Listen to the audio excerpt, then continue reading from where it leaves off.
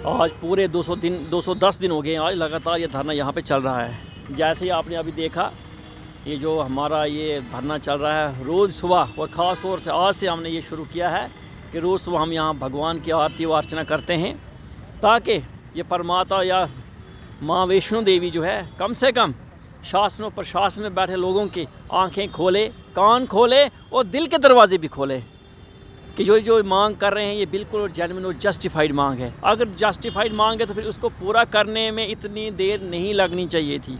आज 210 दिन हो गए और अगर प्रशासन इन कर्मचारियों की इस गुहार का संज्ञान नहीं लेता है तो मैं तो यही करता हूँ, परमात्मा से यही आशा और अपेक्षा करता हूँ कि परमात्मा सबको सद्बुद्धि दे और आने वाले नव वर्ष के उपलक्ष्य में इन कर्मचारियों की जो मांग है वो पूरी करे, और नए वर्ष के उपलक्ष्य में जो सबसे बड़ा तोहफा होगा ये जम्मू बेसदार कैटेगरी एम्प्लॉइज़ को ट्रांसफ़र पॉलिसी का होगा। पीसफुल प्रोटेस्ट है और हम इसको प्रार्थना से शुरू करते हैं, जैसे कि आपने देखा अभी। तो हमने सर ये प्रण ले लिया हुआ है कि ये धरना तभी समाप्त होगा जब हमारे लिए एक सूटेबल कम्प्रीहेंसिव ट्रांसफ़र पॉलिसी बनेगी। सर देखिए, एलजी साहब की जो स्टेटमेंट हमने कुछ दिनों पहले देखी थी, उन्होंने हमारे ज़ख्मों पे एक मरहम का काम, ज़ख्मों पे नमक लगाने का काम किया है। तो उस पे जो हमारा एक रोष था, गुस्सा था, वो बीजेपी ऑफिस के बाहर उस दिन प्रकट हुआ, वो आपने देखा। अब कल की एक स्टेटमेंट एलजी साहब की ओर आती है, ये मैं आपके सामने रखूँगी। तो एलजी साहब ने देखिए, अगर आप देखोगे इस पे लिखा है locals want migrant labourers to work in valley. मतलब कि जो लोकल लोग हैं वो चाहते हैं कि जो माइग्रेंट लेबर है वो वैली में काम करे। भाई हम तो माइग्रेंट लेबर है ही नहीं, हम तो यहाँ के रहने वाले हैं, फिर हमारे लिए कौन सा ऐसा वर्ड है जो यहाँ लिखा गया है। और मैं बात करूँगी, यहाँ लिखा है सीधे any body can work in any state. कोई भी किसी भी स्टेट में वर्क कर सकता है, कोई भी किसी भी स्टेट में जाके काम कर सकता है, लेकिन हम वो बंधुआ मजदूर हैं जो अपने ही स्टेट के अंदर एक डिवीज़न से दूसरी डिवीज़न ट्रांसफ़र होके नहीं आ सकते। हम वो बंधुआ मजदूर हैं।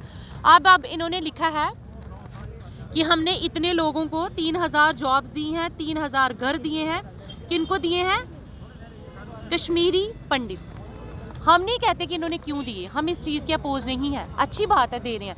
लेकिन आप देखिए, ये इतना लंबा चौड़ा चिट्ठा मैंने हाथ में पकड़ा है, इस पर कहीं भी ये नहीं लिखा कि हमने रिजर्व्ड कैटेगरी के लोगों को क्या दिया। उनको घर दे दिया, उनको सिक्योरिटी दे दी, उनको कोई अकोमोडेशन दे दी, उनको कोई ट्रांसफर पॉलिसी दे दी। हमारी तो एक डिमांड थी, हमें इन चीज़ों से कोई लेना देना नहीं है। लेकिन ये हम इसीलिए कहते हैं कि जब आप इतना लंबा चौड़ा चिट्ठा बाकी लोगों के लिए निकालते हो, क्या आप दो जो शब्द हैं अपने, वो हम लोगों के लिए नहीं लिख सकते हो कि हमने इन लोगों को क्या दिया। भाई हमें 7 महीने हमें भी हो गया प्रोटेस्ट में बैठे हुए। आपको ये लोग दिखाई नहीं देते हैं जो यहाँ बैठे हुए 7 महीने से? हमारे साथ हमारे छोटे छोटे बच्चे यहाँ बैठे हुए हैं प्रोटेस्ट में। और हम एक बात और कह देते हैं, एलजी साहब ने कॉन्स्टिट्यूशनल पोस्ट पर बैठकर हमारे लिए कमेटी बनाई, कमेटी ने अपना काम नहीं किया। एलजी साहब ने कमेटी को कोई इंस्ट्रक्शन नहीं दी, कमेटी के लिए कोई ऑर्डर नहीं निकाला। और आर्टिकल 21 और 21A का जो हमारे बच्चों का राइट ऑफ एजुकेशन है, उनका उस दोनों आर्टिकल्स का आज 7 महीने से उल्लंघन हो रहा है, ह्यूमन राइट्स की वायलेशन की जा रही है।